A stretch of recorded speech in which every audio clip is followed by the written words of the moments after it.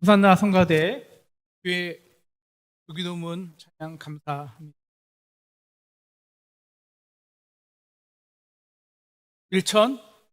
1819년 어느 날이었습니다. 20명의 미국인 선원을 태운 포경선호 엑세스호가 침몰하고 선원들은 제 세대의 아주 작은 구조선에서 가장 기본적인 장비와 조금의 물과 음식만을 들고 연명을 해야 했습니다. 이들의 이야기는요, 훗날 모비딕도 탄생하게 됩니다. 이들에게는 세 개의 선택지가 있었습니다. 첫째는 비교적 가장 가까운 섬에 도착하는 것이었습니다. 그런데 소문이 있었는데요, 그 섬에는 식인종이 산다는 것이었습니다. 두 번째 선택지는 하와이 제도였습니다. 그런데 선장은 그 계절에는 그 길에 가는데 분명히 폭풍우가 있을 것이다 걱정을 합니다. 마지막 선택지가 였는데 가장 먼 1500마일이 되는 남아메리카 해변이었습니다. 가다가 물과 식량이 떨어질 것은 분명해 보입니다. 자, 여러분이라면 어떤 선택을 하실 거예요? 분명히 여기서 한 명이라도 다 손 드셔야 됩니다. 한 번이라도. 예외가 없습니다. 뭐 선택 안 하시면 그냥 죽는다는 거니까요. 자, 1번. 나는 식인종이 있을지 모르는 가까운 섬을 선택하겠다. 2번. 심한 폭풍우를 만날 수 있는 하와이를 선택하겠다. 아니면 물과 양식의 부족이 염려되는 가장 긴 항로를 선택하겠다. 1번 손 들어주세요. 4분, 5. 2번 손 들어주세요. 다 손 들어주셔야 됩니다. 2번. 2번은 그래도 좀 많습니다. 자, 3번 손 들어주세요. 네, 3번. 네.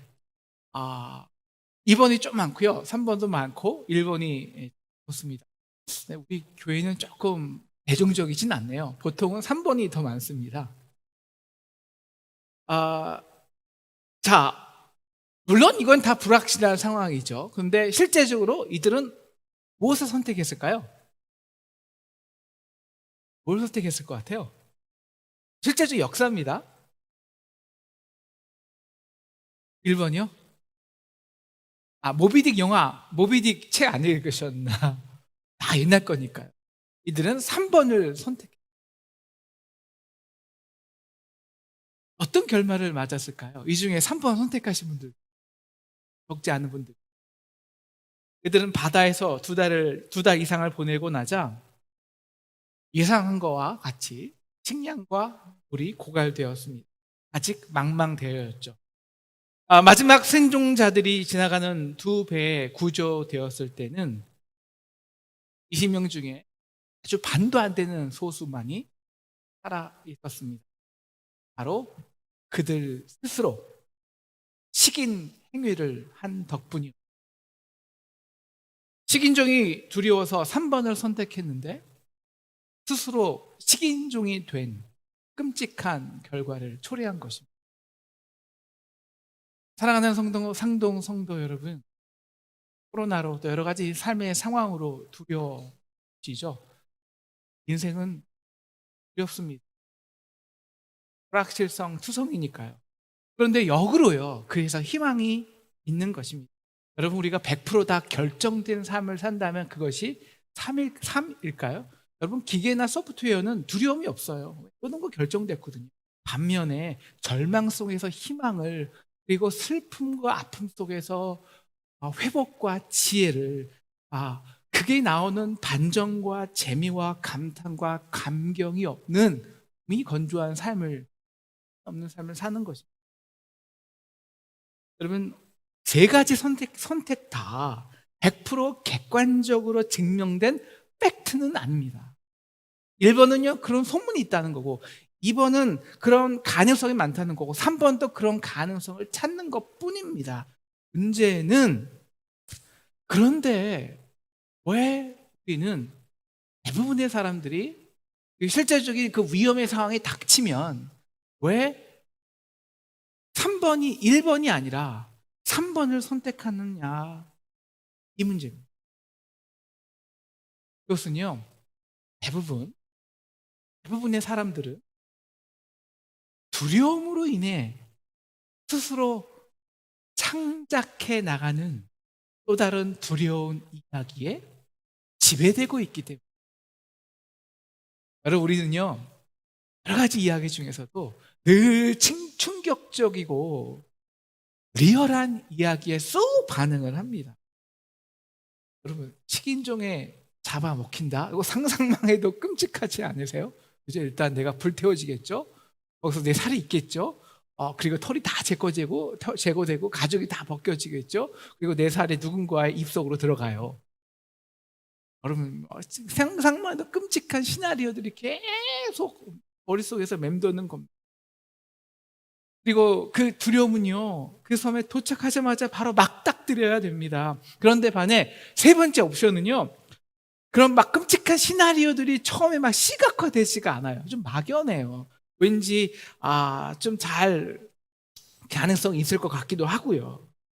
그런데 물론 결론은 모르지만, 다른 두 곳은 안 가봤지만 결론적으로 가장 끔찍한 시나리오는 1번에서 나왔습니다. 어떤 면에서 이 생존자들은 가장 위대한 승리자들인데 평생 수치스럽게 살아야 합니다. 이런 거예요. 여러분, 사실 우리가 북한이 막강한 핵을 가지고 있다는 게 가끔은 두렵지 않으세요? 저만 두려운가요? 여러분 안 두려우세요? 왜냐하면 북한 김정은이 그 심한 압박감에서, 불안정 속에서 우연히 실수로 탄치 누를 수 있을 거 아니에요. 그럼 막 끔찍한 시나리오가 상상이 돼요. 이러다 공산화되는 거 아니야? 그것도 두려워요. 그런데요, 여러분이 매일 우리가 즐기는, 물론 걱정은 좀 하지만 그래도 그 달달한 음료와 기름식 때문에 그렇게 두려워하나요? 그런데 그 달달한 음식과 기름진 이들이 쌓여서 우리의 동맥경화를 당뇨를 만들어요. 생각해 보세요. 물론 끔찍하지만 여러분, 지금 핵전쟁으로 죽었다는 사람 들어보셨어요? 물론 터지면 큰일 나죠. 하지만 들어보셨냐고요? 당연히 한 명도 없어요. 그런데 여러분, 우리가 동맥경화나 당뇨가 원인이 돼서 죽는 사람은 얼마일까요? 1년에 우리나라면 100만 명, 전 세계적으로 따지면 한 1000만 명, 억은 가까이 될 거예요. 아니, 그 이상일 거예요. 만약에 그 선택의 옵션이요, 이렇게 생각해 보세요. 내가 식인종에게 잡혀먹을 가능성이 있다가 1번, 2번이 우리가 식인종이 되어 서로가 서로를 잡아먹을 수 있다가 2번. 여러분은 어떤 걸 선택하시겠습니까? 1번, 2번. 네? 아니요. 1번이 식인종에게 먹힐 수 있다. 2번이 우리가 식인종이 되어서 서로를 잡아먹는다. 뭘 선택하시겠냐고요. 가능성이 있다면. 1번이죠. 1번이죠. 쉬워요, 그 선택은. 왜냐하면 우리 인간에게는 절대적인 규범과 가치와 도덕이라는 것이 있기 때문입니다. 그래서 오히려 선택이 쉬워지고 그 가치를 지키기 위해 노력하면서 때로는 두려운 상황이 극복되고 삶을 창조해 나갈 수 있습니다. 이것을 우리 윤리학에서는요, 규범윤리라고 해요. 상황윤리도 있죠. 그것은 불확실한 상황 속에서 그 주어진 상황을 고려하여 최선의 윤리적 선택을 하는 것입니다. 그렇다고 규범 윤리가 상황 윤리에 비해 항상 옳다는 것은 아니에요. 상황이 중요할 때도 있습니다. 그런데 중요한 것은요, 삶의 두려움과 불확실성에 지배되어서 우리가 판단하지 않고 스스로의 가치와 믿음을 가지고 결단하고 나아가는 내적인 힘을 얻는 것입니다. 이것을 우리는 윤리학에서는 메타윤리라고 해요. 그 힘 되게 관계성이나 우리 부모와의 관계, 이웃과의 연대, 그리고 우리 기독교에서는 특별히 하나님과의 그 절대적인 무한성의 관계에서 나온다고 합니다. 사랑하는 성도 여러분, 한번 따라해 주시겠습니까? 이제 꺼도 되고요. 한번 따라해 주시겠습니까? 어떤 두려움을 선택하는가가 우리의 삶을 결정한다.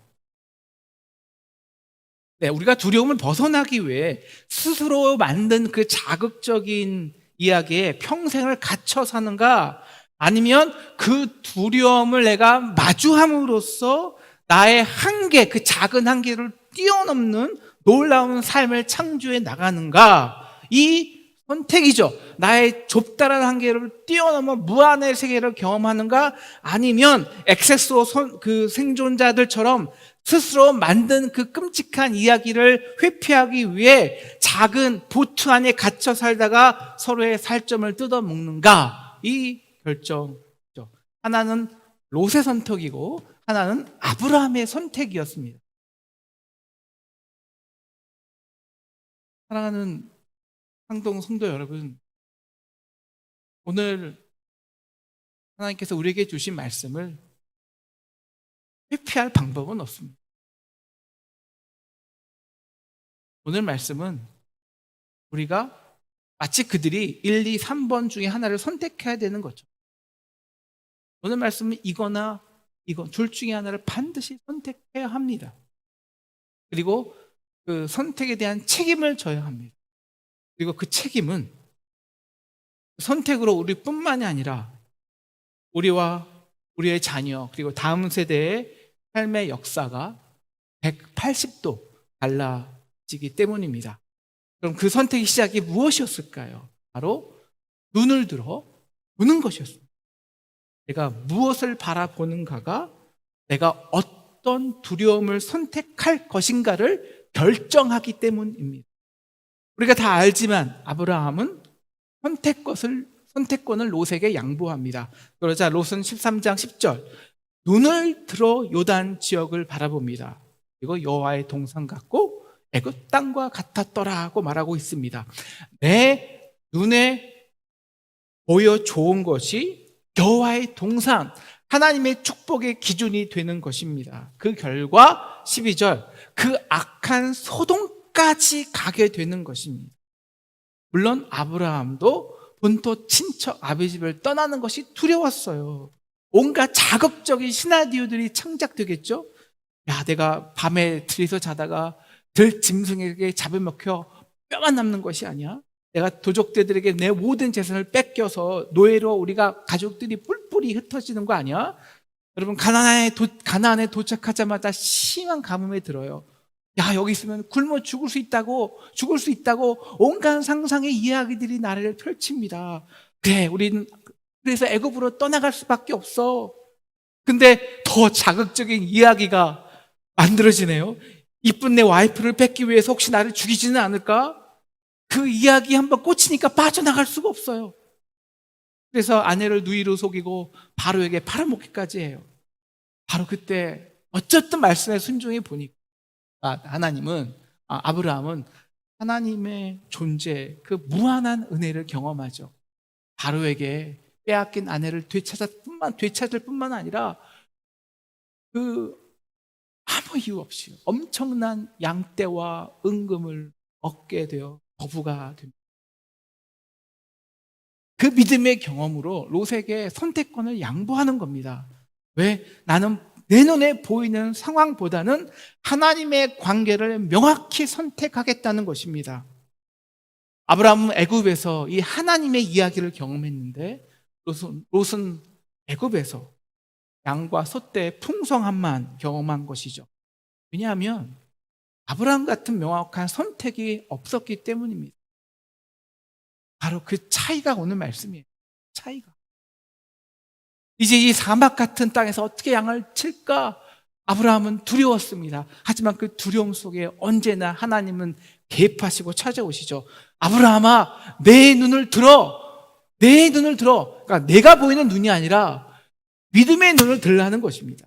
그리고 동쪽만이 아니라 서쪽과 남쪽과 북쪽도 바라보라는 것입니다. 내가 하나님을 선택했다면 두려움으로 바라보지 말고 그 두려움 속에서 어떻게 하나님의 그 바다의 길을, 사막의 각을 내시는지 주목하고 바라보라는 것입니다. 이 눈을 들어 바라봄으로 아브라함은 믿음으로 새 역사의 주인공이 됩니다. 반면 롯의 결말은 엑세스 선언처럼 끔찍하죠. 이제 오늘 말씀으로 들어가 19장 1절 롯은 소돔 성문에 앉아 있다가 눈을 들어 나그네들을 바라봅니다. 여러분, 소돔 성문에 앉았다는 것은요, 언제나 고대 중동 문화에서는 그 성의 리더, 영향력 있는 리더가 되었다는 것입니다. 소돔 사람들이 9절 우리의 법관이 되려 하는도다라는 말이 틀린 말이 아니죠. 한 나그네가 이제 소돔에 와서 인정받고 영향력 있는 리더가 되기까지 얼마나 이 롯은 끔찍한 수고와 노력을 해야 됐을까요? 치열하게 살았을까요? 동시에 그 소돔의 문화와 삶의 방식에 어쩔 수 없이 동화되었을 것입니다. 수요 예배에 오신 분들은 아시겠지만 여러분, 눈을 들어 나그네를 환대하는 방식은 롯과 아브라함은 천지 차이예요. 아브라함은 진정한 환대지만 롯은 그 성문에 존경받는 리더로서 그 자기 성에 오는 사람들을 맞이하고 보호해야 하는 책임이 있습니다. 그래서 형식적으로 환대를 하는 겁니다. 바로 그때 4절 소돔 사람들이 얼굴이 반반한 나그네가 왔다는 소식을 듣고 요소를 막론하고 다 롯에게 와서 그 나그네를 내놓으라고 야단입니다. 그 이유가 충격적이죠. 상관하겠다는 겁니다. 즉 정관계를 하겠다는 거예요. 여러분, 남녀노소가 아니라 노소입니다. 왜 그런 줄 아세요? 이제 남녀 관계는, 그리고 심지어 성 사람들과의 관계는 실증이 난 거예요. 그래서 새로운 얼굴이 오자 모두가 상관하러 나왔다는 것입니다. 끔찍한 소돔의 죄악이죠. 문제는요, 이 상황을 대처하는 롯의 상황 윤리입니다. 8절, 나그네를 지키기 위해서요, 자신의 고귀한 처녀 두 딸을 그 악한 불효에게 마음대로 유린하도록 내어줍니다. 여러분, 이게 이해가 되세요? 그런데요, 우리가 가끔 이런 짓을 해요. 왜인 줄 아세요? 우리가 두려움이란 끔찍한 이야기에 한번 꽂히면 그 이야기를 벗어나기 위해서 순간적으로 반응을 하는 거예요. 여러분, 이 지역 문화는요, 자기 집에 들어온 손님을 지키지 못하는 것을 커다란 수치로 여깁니다. 내가 어떻게 해서 이 소돔성의 리더가 되었는데 성문에 앉은 자가 손님을 지키지 못해서 악한 자들에게 먹이러 준다? 이거는 수치 정도가 아니라요, 앞으로 소돔에서 낫을 들고 다닐 수가 없습니다. 야, 우리 집에 매일 문자 폭탄이 날라오겠지. 우리 집 앞에서 매일 확성이 들고 너 롯은 떠나라 야유하겠지. 그럼 이 성에서 그동안 내가 후구하고 얻은 이 양떼와 소떼는 어떻게 지키지? 그럼 우리가 그냥 쫓겨날 수 있다고 이 두려움이 주는 이야기에 귀를 기울이다 보니 차라리 두 딸이 잠시 욕을 당하는 것이 낫지, 바로 반응해버리는 거예요. 우리는 그렇다니까요. 여러분, 우리가 하루하루 기름진 음식을 먹으면 우리도 모르는 사이에 동맥에 콜레스테롤이 쌓이는 것과 같이 우리 인간은요, 소돔의 죄와 문화에 살다 보면 이런 영적인 콜레스테롤이 쌓이는 거예요. 다행히 이 상황은 천사의 개입으로 쉽게 종료됩니다. 그런데 그 천사는 이제 소돔에 대한 심판을 선포합니다.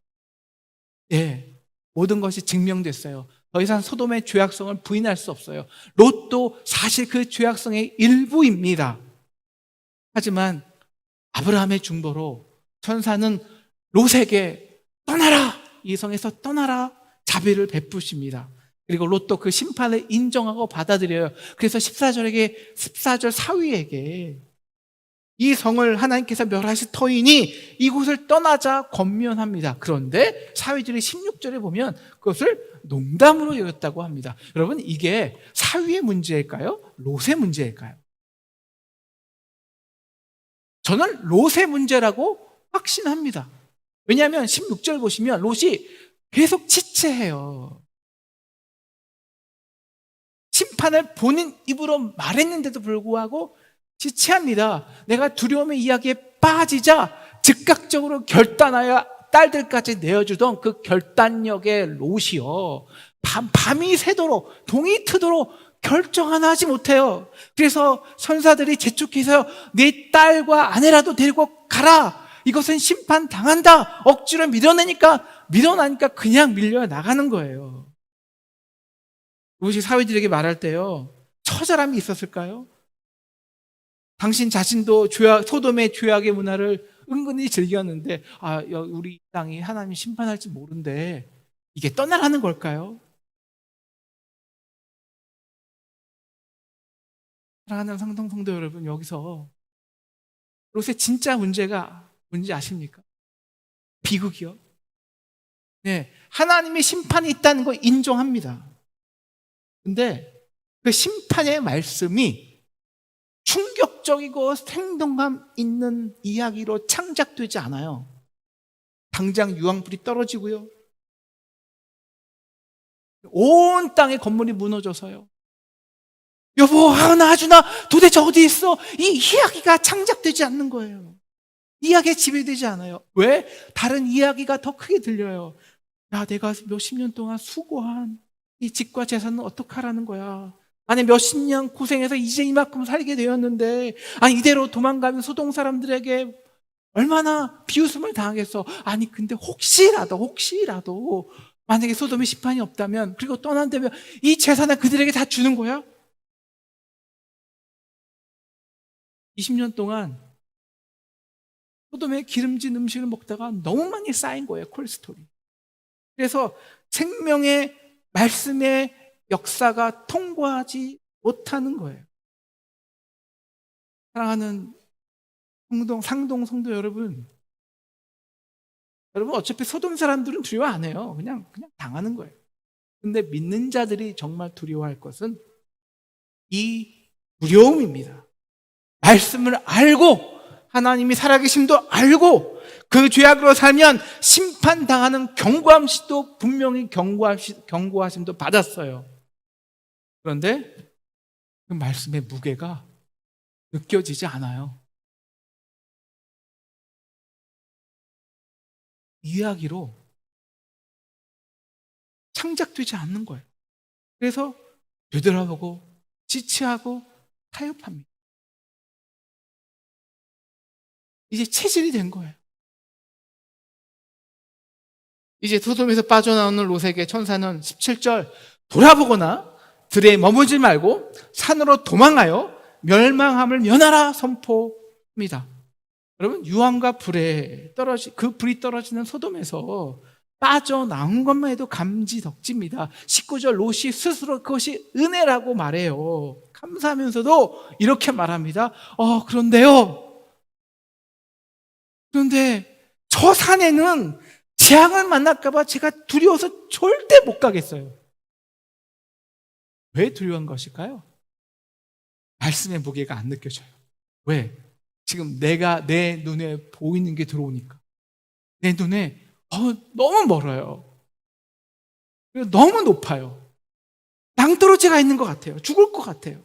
그리고 무엇보다, 아니, 그 산에서 뭘 먹고 사냐고요. 그런데요, 아니, 그 산에 가봤어요? 가봤냐고요? 그 두려움이 객관적이냐고요? 아니요. 내가 눈을 들어서 내 스스로 만들어낸 가공적인 두려움 뿐입니다. 그리고 그것을 합리적으로 믿는 것 뿐이에요. 왜냐? 내가 20년 동안 소돔이라는 그 죄악의 문화에 있으면서 그것이 자연히 형성된 틀과 프레임에 맞춰서 맞고 안 맞고, 그래서 두렵다는 겁니다. 그래서 타협을 하죠. 20절, 다시 눈을 들어보니 한 성읍이 있어요. 도망하기에 가까워요. 무엇보다 내가 살았던 소돔의 문화와 비슷해요. 내가 소돔에서도 정착했는데, 그 작은 소알에서쯤이야. 만만해 보여요. 그래서 그 성읍을 소알이라고 합니다. 소알이라는 뜻은 작다라는 거예요. 여러분, 그 두려움을 피하기 위해서 점점 자신의 좁은 세계로 도망하는 것입니다. 과연 롯이요, 그 소알 성읍에서 잘 정착했을까요? 30절 같이 읽을까요? 30절 같이 읽겠습니다. 시작. 롯이 소알에 거주하기를 두려워하여 두 딸과 함께 소알에서 나와 산에 올라가 거주하되 그 딸과 함께 굴에 거주하였더니, 그 롯은요 소알에서도 실패합니다. 그 이유가 뭔지 아세요? 내 눈을 들어 두려움으로 선택했기 때문입니다. 여러분, 작아서 만만해서 소아를 선택했잖아요. 그런데 그 작은 동네 사람들이 똘똘 뭉쳐서 그 멸망당한 도시에서 온 이방인을 경멸하고 왕따시키는데 모두 도저히 당할 재간이 없는 거예요. 그래서 소알에서 두려워하여 어디로 가요? 어디로 갑니까? 네? 여기 말씀이 있는데요. 어디로 가요? 산에 가요.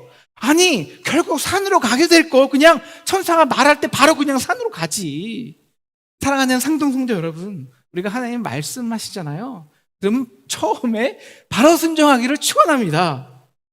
여러분, 우리가 두렵지만 하나님의 말씀의 무게 때문에 믿음으로 사는 산을 가는 것과 다른 곳에서 다 실패해서 어쩔 수 없이 두려움으로 산을 가는 것과, 여러분, 그 차이는요 하늘과 땅이에요.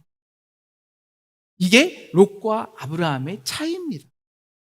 처음부터 두렵지만 처음부터 말씀에 순종하고 산에 갔다면 아브라함처럼 산에서 제단을 쌓고 여호와의 이름을 불렀을 거예요. 그리고 하나님이 이제 창조하시는 자기의 한계를 넘은 그 놀라운 이야기를 경험합니다. 그러면 아브라함과 같이 그 마물의 상수리 나무 아래에서 하나님과 열렬히 교제하는 거예요.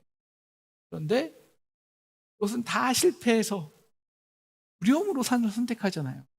그럼 어떻게 될까요? 거주하되 어디서 살았다고요? 어디서 살았다고요? 동굴이요. 여러분, 이건 매우 철학적인 표현이에요.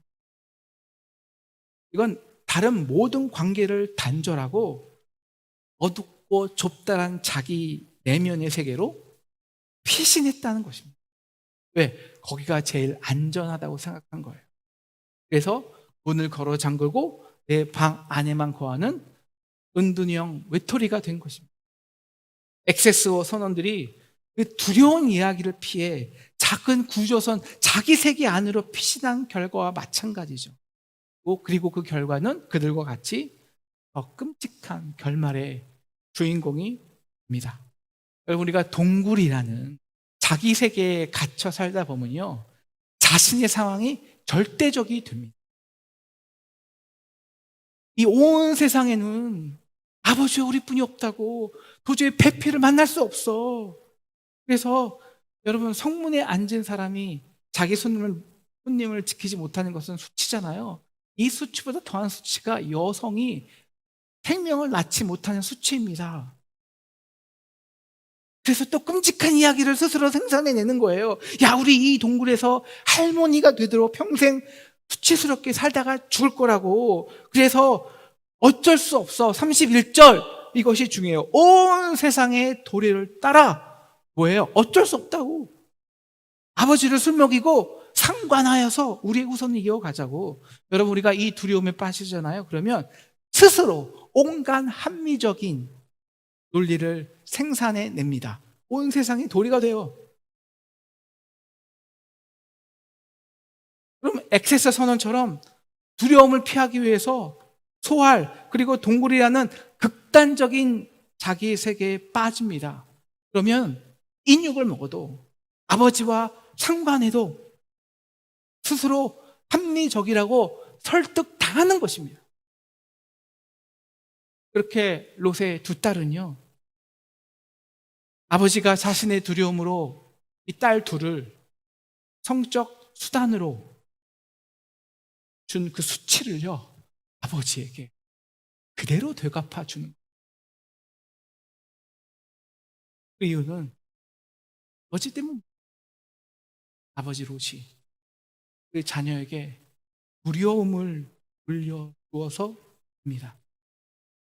딸들은 정확히 그 두려움을 재생산해 냅니다. 그 결과가 암몬과 모압 자손이라는 거예요. 그러니까 여러분, 암몬과 모압 자손은 성경을 쭉 읽어보시면 알겠지만 자신의 두려움을 모면하기 위해서 가장 가까운 족속인 이스라엘 족속을 가장 비열하게 악랄하게 학대한 족속입니다. 이것이 롯의 명확한 결말이라고 성경은 우리에게 증거하는 거죠. 반면 아브라함은요, 아브라함 역시 99세 된 자신의 한계를 보고 두려워해요. 그 좁다란 세계에 빠져 있어요. 하지만 하나님은 그에게 너 거기 있지 말고 나와, 그리고 저 무뼈를 바라봐 명령하십니다. 근데 아브라함은 하나님의 말씀의 무게가 느껴져요. 99세라는 자신의 좁다라고 불가능한 세계에서도 하나님의 크고 무한한 세계를 경험. 그래서 이제 21장 아브라함은 100세 불가능한 나이에 이삭을 낳고 믿음의 조상이 되어 수많은 믿음의 후손을 통해 놀라운 창조의 역사를 시작해 나가는 것입니다. 이상은 엑섹스호 그리고 롯과 아브라함의 말, 저와 여러분의 말은, 그리고 우리 상동교회 말은, 그것은 지금 저와 여러분이 어떤 두려움을 선택하는가, 그 선택에 달렸습니다. 내 눈에 들어오는 두려움을 피해 작은 소알 자신의 세계로 피신하는가, 그렇게 두려움을 자녀에게 물려주고 자기 세계에 빠져 서로 빼앗고 빼앗는 모압과 암몬의 역사를 이어가는가, 아니면 말씀을 두려워하여 그 두려움에 직면하여 자기의 좁다란 소알의 세계에서 벗어나 하나님의 무한의 역사, 그 크신 꿈과 비전의 역사를 시작하는가? 기도하기는 저와 여러분이 하나님의 말씀을 두려워하기를 축원합니다. 그러면 우리 자녀들이 자기 두려움이 아닌 지난주 말씀처럼 십자가 사랑의 확증으로 살아갈 것입니다. 기도하기는 우리가 눈에 보이는 성이나 건물이나 상황이라는 그 작은 좁다란 자기 세계에서 벗어나 크고 무한한 하나님의 창조의 역사에 주인공으로 살아가는 저와 여러분, 우리 자녀 되기를 주님의 이름으로 축원합니다.